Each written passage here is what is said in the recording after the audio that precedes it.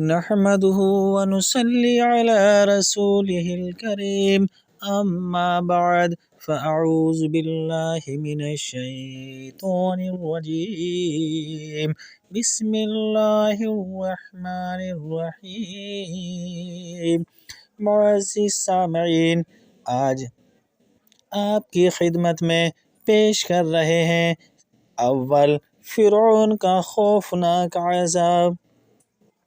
علامہ Saadi رحمۃ اللہ علیہ حضرت ابن عباس اور حضرت ابن مسعود اور دیگر صحابہ رضی اللہ عنہم سے روایت کرتے ہیں کہ فرعون نے خواب دیکھا گویا ایک آگ بیت المقدس کی طرف سے مصر کی جانب بڑھتی چلی آ رہی ہے، جس سے مصر کے تمام شہر اور قبطی نسل کے تمام لوگ جل جاتے ہیں، لیکن یہ آگ بنی اسرائیل کو کوئی نقصان نہیں پہنچاتی۔ فرعون نیند سے بیدار ہوا تو خوف کے مارے کانپ رہا تھا، فوراً اپنے تمام کاہنوں، جادوگروں اور معتبروں کو اکٹھا کیا اور خواب کی تعبیر مانگی۔ کاہنوں نے کہا، بنی اسرائیل کے یہاں ایک بچہ پیدا ہوگا جس کے ہاتھ پر اہل مصر ہلاک ہو جائیں گے۔ کہتے ہیں کہ اس نے اسی دن حکم دے دیا کہ ان کے پیدا ہونے والے بچوں کو قتل کر دیا جائے اور عورتوں کو زندہ رکھا جائے۔ اس کا صحیح نظریہ یہی ہے کہ فرعون نے بچوں کے قتل کرنے کا پہلا حکم اس لیے دیا کہ موسیٰ پیدا ہوتے ہی قتل ہو جائیں۔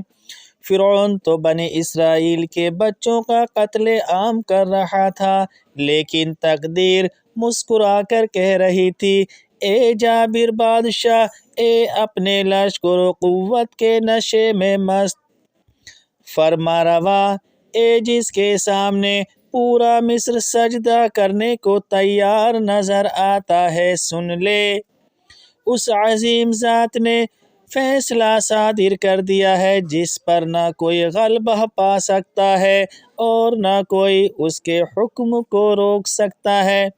وہ جس کے فیصلے اٹل ہوتے ہیں، کوئی ان کی مخالفت کی جرات نہیں کر سکتا، کہ جس مولود سے بچنے کے لیے تو ہزاروں بے گناہوں کے خون سے ہاتھ رنگین کر رہا ہے، وہ تیرے ہی گھر میں، تیرے بستر پر، تیرے ہاتھوں پروان چڑھے گا، تو اسے اپنے ہاتھوں سے کھلائے گا، تو اسے اپنے ہاتھوں سے پلائے گا اور اپنے گھر میں لاڈو پیار سے اس کی پرورش کرے گا، تو اسے اپنا بیٹا بنا کر رکھے گا، خود اس کی تربیت کرے گا اور اس پر فدا ہوتا پھرے گا۔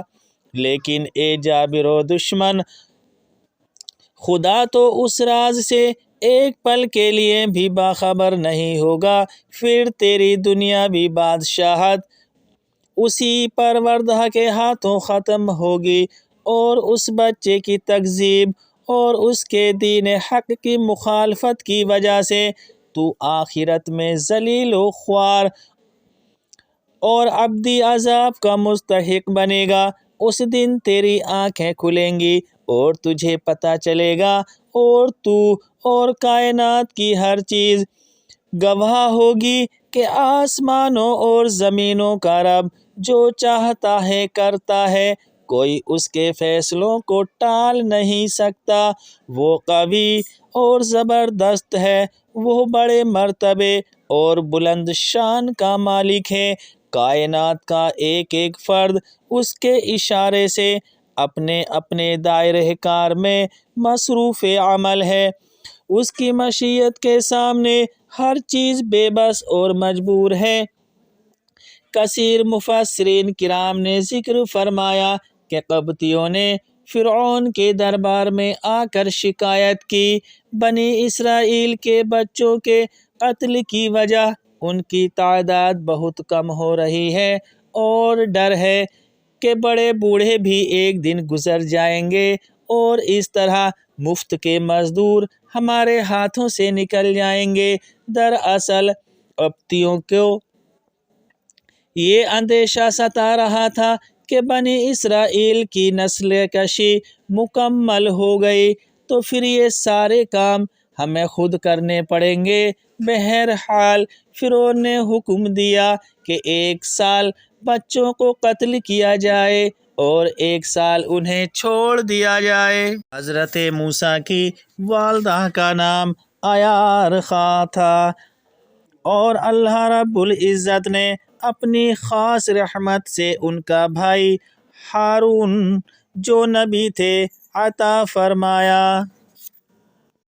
علماء کرام فرماتے ہیں کہ حضرت ہارون علیہ السلام معافی کے سال پیدا ہوئے جو حضرت موسیٰ علیہ السلام کے حقیقی بھائی ہیں، اور حضرت موسیٰ علیہ السلام قتل کے سال آپ کی والدہ کو جب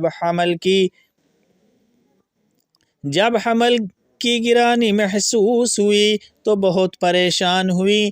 پہلے دن سے حمل کو چھپاتی رہیں اور قدرت خداوندی سے انہیں دیکھ کر کسی کو اندازہ بھی نہیں ہوتا تھا کہ آپ کے یہاں بچہ پیدا ہونے والا ہے۔ جب بچہ پیدا ہوا تو انہیں الہام ہوا کہ صندوق بنا کر اسے رسی سے باندھ لو اور جب خطرہ لاحق ہو تو بچے کو اس صندوق میں رکھ کر دریا میں ڈال دو۔ آپ کا گھر نیل کے بالکل کنارے پر تھا۔ نیل ایک ندی کا نام ہے جو مصر میں بہتی ہے۔ آپ کا گھر نیل کے بالکل کنارے پر تھا، اس لیے آپ بچے کو دودھ پلاتی رہیں۔ جب کسی ظالم سے خوف ہوتا سو اسے صندوق میں رکھ کر دریا میں بہا دیتی اور کنارے پر رسی کا سرا پکڑ کر بیٹھ جاتی، اور جب بچوں کے قاتل واپس چلے جاتے تو آپ بچے کو نکال لیتی۔ اب اللہ رب العزت نے حضرت موسیٰ علیہ السلام کی والدہ ماجدہ کی طرف الہام کیا کہ اسے بے خطر دودھ پلاتی رہو، پھر جب اس کے متعلق تمہیں اندیشہ ہو تو ڈال دینا اسے دریا میں، اور نہ ہراساں ہونا اور نہ غمگین ہونا، یقیناً ہم لوٹا دیں گے اسے تیری طرف اور ہم بنانے والے ہیں اسے رسولوں میں سے۔ بس دریا سے نکال لیا اسے فرعون کے گھر والوں نے تاکہ انجام کار وہ ان کا دشمن اور باعث رنج و الم ہے۔ بے شک فرعون، حامان اور ان کے لشکری خطا کار تھے۔ اور کہا فرعون کی بیوی نے یہ بچہ تو میری اور تیری آنکھوں کے لیے ٹھنڈک ہے، اسے قتل نہ کرنا، شاید یہ ہمیں نفع دے یا ہم اسے اپنا فرزند بنا لیں اور وہ اس تجویز کے انجام کو نہ سمجھ سکے۔ جناب حضرت موسیٰ کی ماں کا دل بہت بے قرار ہو رہا تھا، قریب تھا کہ وہ ظاہر کر دے اس راز کو۔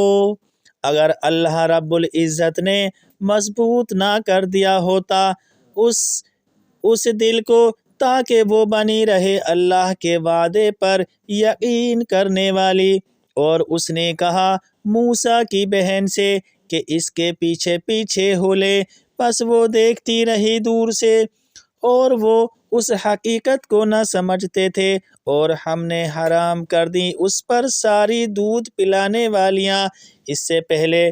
تو موسیٰ کی بہن نے کہا کیا میں بتا دوں تمہیں ایسے گھر والوں کا جو اس کی پرورش کریں تمہاری خاطر اور وہ اس بچے کے خیر خواہ بھی ہوں؟ تو اس طرح ہم نے لوٹا دیا اس کو اس کی ماں کی طرف تاکہ اسے دیکھ کر اس کی آنکھ ٹھنڈی ہو اور اس کے فراق میں غم زدہ نہ ہو، اور وہ یہ بھی جان لے کہ بلا شبہ اللہ کا وعدہ سچا ہوتا ہے، لیکن اکثر اس حقیقت کو نہیں جانتے۔ جب حضرت موسیٰ علیہ السلام فرعون کے گھر میں قیام پذیر ہوئے تو چشم و خدم نے کوشش کی کہ بچہ کسی عورت کا دودھ پینے لگے، لیکن اس نے کسی کا دودھ نہ لیا اور نہ کوئی اور خوراک کھائی۔ وہ اس صورتحال کو دیکھ کر بہت پریشان ہوئے، ہر ممکن کوشش کی کہ بچہ کچھ کھائے پیے، لیکن بے سود، جیسا کہ اللہ تعالیٰ فرماتا ہے وَحَرَّمْنَا عَلَيْهِ الْمَرَاضِعَ مِنْ قَبْلُ، اور ہم نے حرام کر دیں اس پر ساری دودھ پلانے والیاں اس سے پہلے۔ بہت ساری عورتیں اور دائیاں آپ کو لے کر بازار میں آئیں کہ ہو سکتا ہے کسی عورت کا دودھ بچے کو موافق آ جائے۔ بازار میں لوگوں کا جھرمٹ لگا ہوا تھا، سب دیکھ رہے تھے کہ فرعون کا متنبی دیکھو کس عورت کا دودھ لیتا ہے۔ اسی اثنا میں حضرت موسیٰ علیہ السلام کی بہن کی نظر پڑ گئی، یہ تو موسیٰ ہے اور انہیں دودھ پلانے کی سر توڑ کوشش ہو رہی ہے۔ بچی آگے بڑھی اور یہ اظہارانہ کیا کہ میں اسے جانتی ہوں، بلکہ لا علمی کے انداز میں بولی کیا میں بتا دوں تمہیں ایسے گھر والوں کا جو اس کی پرورش کریں تمہاری خاطر، اور وہ اس بچے کے خیر خواہ بھی ہوں گے۔ حضرت ابن عباس رضی اللہ عنہ فرماتے ہیں کہ جب بچی نے یہ بات کہی تو فرعون کے خادم کہنے لگے کیا وجہ ہے کہ تو نصیحت کر رہی ہے اور بچے کی خیر خواہی پر انہیں ابھار رہی ہے؟ بچی نے کہا چونکہ میں بادشاہ کی خوشی اور اس کے بھلے کی خواہش مند ہوں اس لیے یہ کہہ رہی ہوں۔ لوگوں نے بچی کو چھوڑ دیا اور اسے ساتھ لیے گھر چلے گئے۔ حضرت موسیٰ علیہ السلام کو اپنی ماں نے گود لیا، جو ہی دودھ دینا شروع کیا تو فوراً آپ نے دودھ پینا شروع کر دیا اور پستان چوسنے لگے۔ لوگ بہت خوش ہوئے اور خوشخبری دینے کے لیے حضرت آسیہ کے پاس بھاگے بھاگے آئے۔ حضرت آسیہ نے حضرت موسیٰ علیہ السلام کی والدہ ماجدہ سے فرمایا کہ آپ میرے گھر میں رہیں، میرے ساتھ اسی محل میں رہیں، آپ کا پورا خیال رکھوں گی۔ لیکن انہوں نے انکار کر دیا اور کہا میں خاوند اور بچوں کو کیسے چھوڑ سکتی ہوں، انہیں میری ضرورت ہے۔ ہاں، آپ بچہ میرے سپرد کر دیں، میں اسے ساتھ لے جاتی ہوں۔ حضرت عائشہ مان گئیں اور حضرت موسیٰ علیہ السلام کے ساتھ گھر واپس آ گئے۔ حضرت آسیہ نے ان کی بڑی خاطر مدارت کی اور انہیں اجرت میں کپڑے، کھانے پینے کی چیزیں اور دوسرا سامان دیا۔ آپ اپنے بیٹے کو سینے سے لگائے واپس تشریف لائیں اور ماں بیٹے کی جدائی وصال میں بدل گئی۔ جب حضرت موسیٰ علیہ السلام جوان ہو گئے، ایک روز رات کے وقت شہر میں داخل ہوئے۔ اس وقت داخل ہوئے جب سب لوگ بے خبر سو رہے تھے۔ اس کے باشندے پس آپ نے پایا وہاں دو آدمیوں کو آپس میں لڑتے ہوئے، ایک ان کی جماعت سے تھا اور دوسرا ان کے دشمنوں سے۔ پس مدد کے لیے پکارا آپ کو اس نے جو آپ کی جماعت سے تھا، اس کے مقابلے میں جو آپ کے دشمن گروہ سے تھا، تو سینے میں گھونسا مارا۔ موسیٰ علیہ السلام نے اس کو اور اس کا کام تمام کر دیا۔ آپ نے فرمایا یہ کام شیطان کی طرف سے ہوا ہے، بے شک وہ کھلا دشمن ہے، بہکا دینے والا۔ آپ نے عرض کی اے میرے پروردگار میں نے ظلم کیا اپنے آپ پر، بس بخش دے مجھے۔ تو اللہ تعالیٰ بخشنے والا ہے۔ اللہ تعالیٰ نے بخش دیا اسے، بے شک وہی غفور الرحیم ہے۔ عرض کرنے لگے میرے رب مجھے ان انعامات کی قسم جو تو نے مجھ پر فرمائے، اب میں ہرگز مجرموں کو مددگار نہیں بناؤں گا۔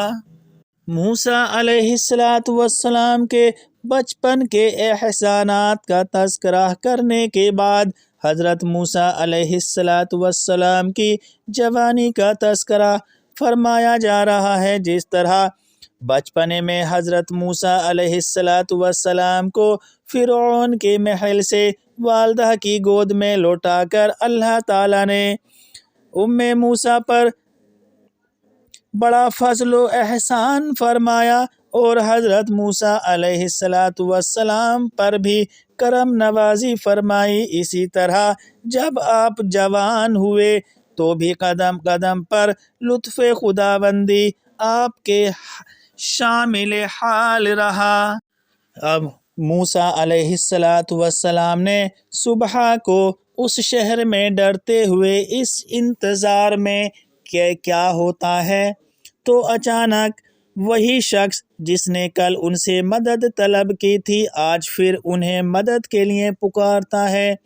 موسیٰ نے اسے فرمایا بے شک تو کھلا ہوا گمراہ ہے۔ بس جب آپ نے ارادہ کیا کہ جھپٹ پڑیں اس پر، جوان دونوں کا دشمن تھا، وہ کہنے لگا اے موسیٰ کیا تو چاہتا ہے کہ مجھے بھی قتل کر ڈالے جیسے کل تو نے ایک شخص کو قتل کیا تھا؟ تو نہیں چاہتا بجز اس کے کہ تو ملک میں بڑا جابر بن جائے، اور تو نہیں چاہتا کہ اصلاح کرنے والوں میں سے ہو۔ اور آیا ایک شخص شہر کے آخری گوشے سے دوڑتا ہوا، اس نے آ کر بتایا اے موسیٰ سردار لوگ سازش کر رہے ہیں آپ کے بارے میں کہ آپ کو قتل کر ڈالیں، اس لیے نکل جاؤ یہاں سے، بے شک میں آپ کا خیر خواہ ہوں۔ بس آپ نکلے وہاں سے ڈرتے ہوئے، عرض کیا میرے اللہ بچا لے مجھے ظلم و ستم کرنے والوں سے۔ بعض مفسرین عظام فرماتے ہیں کہ یہ گفتگو قبطی کی نہیں بلکہ اسرائیلی جو گزشتہ رات ہونے والے قتل کا چشمدید گواہ تھا۔ دراصل جب اس نے حضرت موسیٰ علیہ السلام کو اپنی طرف آتے دیکھا تو سمجھا کہ شاید آپ اس کی طرف آ رہے ہیں۔ آپ کے سخت الفاظ نے اس کے شک کو یقین میں بدل دیا، وہ مارے خوف کے کانپ اٹھا اور قتل کا راز فاش کر بیٹھا۔ قطبی دوڑا اپنی قوم کے پاس پہنچا اور سارا ماجرا کہہ سنایا۔ فرعون نے حضرت موسیٰ علیہ السلام کو سزا دینے کا ارادہ کر لیا۔ یعنی فرعون کو اطلاع دی گئی تھی کہ کل جو قبطی قتل ہوا ہے اس کا قاتل موسیٰ ہے۔ فرعون نے حضرت موسیٰ علیہ السلام کو پکڑنے کے لیے آدمی بھیج دیے، لیکن آپ کا ایک مخلص پیروکار دوڑتا ہوا کسی قریب ترین راستے سے آپ کے پاس پہنچ گیا اور آپ کو آگاہ فرمایا کہ فرعون کے آدمی آپ کو پکڑنا چاہتے ہیں، نکل چلیے یہاں سے، کیونکہ اسے آپ سے محبت تھی اور خیر خواہی چاہتا تھا۔ کہنے لگا اے موسیٰ سردار لوگ سازش کر رہے ہیں آپ کے بارے میں، آپ کو قتل کر ڈالیں گے، اس لیے نکل جائیے یعنی اس شہر سے، بے شک میں آپ کا خیر خواہ ہوں اور جو کچھ عرض کر رہا ہوں خیر خواہی کے جذبے سے کر رہا ہوں۔ اور جب آپ روانہ ہوئے مدین کی طرف تو دل میں کہنے لگے امید ہے میرا اللہ میری رہنمائی فرمائے گا سیدھے راستے کی طرف۔ اور جب آپ مدین کے پانی پر پہنچے تو دیکھا کہ وہاں پر لوگوں کا ایک ہجوم ہے جو اپنے مویشیوں کو پانی پلا رہا ہے، اور دیکھیں اس ہجوم سے الگ تھلگ دو عورتیں کہ اپنے ریوڑ کو روکے ہوئے ہیں۔ آپ نے پوچھا تم کیوں اس حال میں کھڑی ہو؟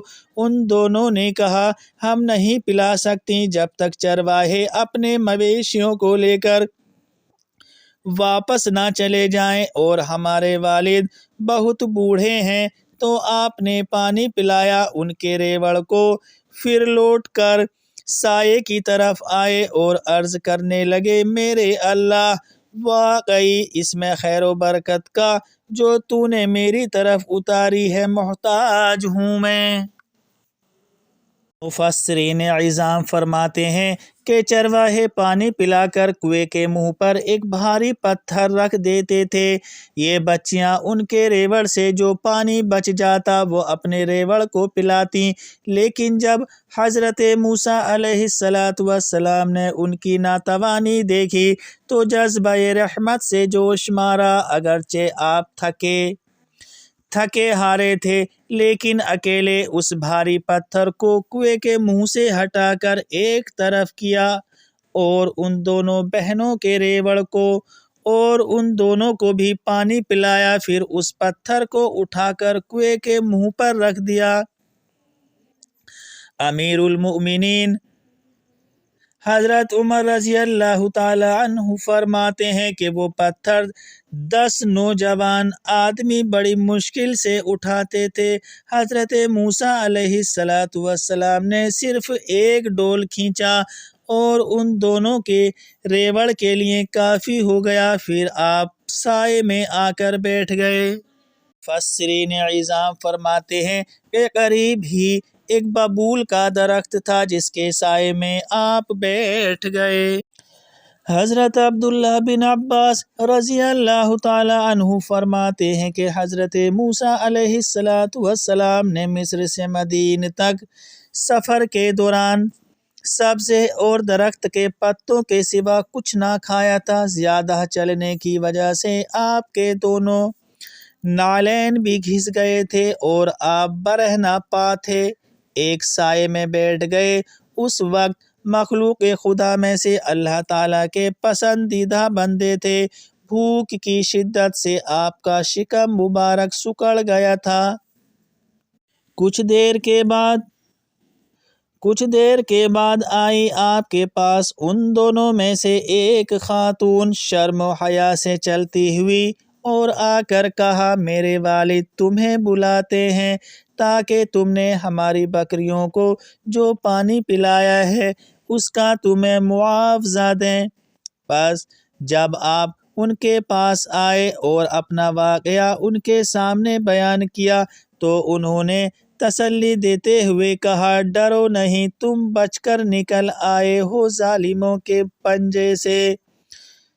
ان دو میں ایک خاتون نے کہا میرے محترم باپ اسے نوکر رکھ لیجئے، بے شک بہتر آدمی جس کو آپ نے نوکر رکھا وہ ہے جو طاقتور بھی ہو، دیانتدار بھی ہو۔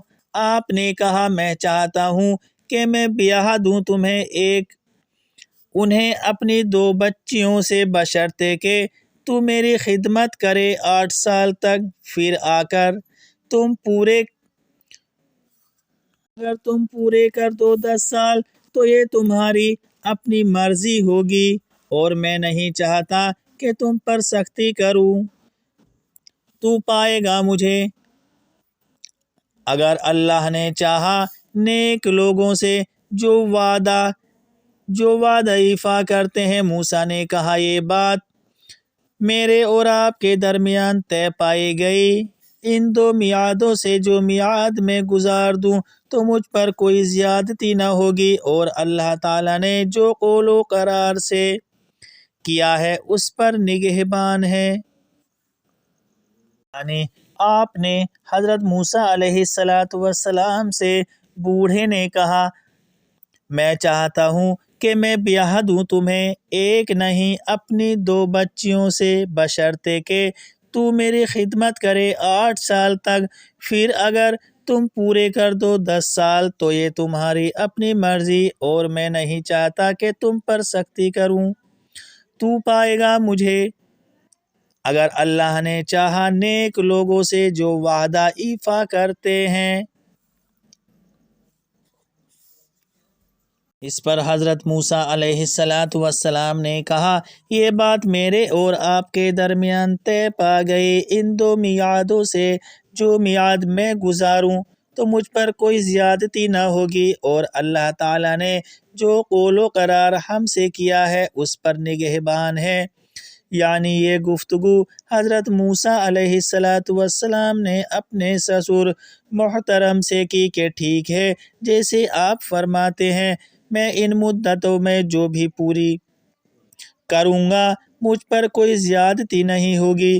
جو بات ہم ایک دوسرے سے کر رہے ہیں اللہ تعالیٰ اسے سن رہا ہے اور دیکھ بھی رہا ہے، اور قدرت خود میری اور آپ کی وکیل ہے۔ لیکن یہ کہنے کے باوجود بھی حضرت موسیٰ علیہ السلام نے جو مدت زیادہ بنتی تھی وہ پوری کی، یعنی پورے 10 سال آپ کی خدمت کی۔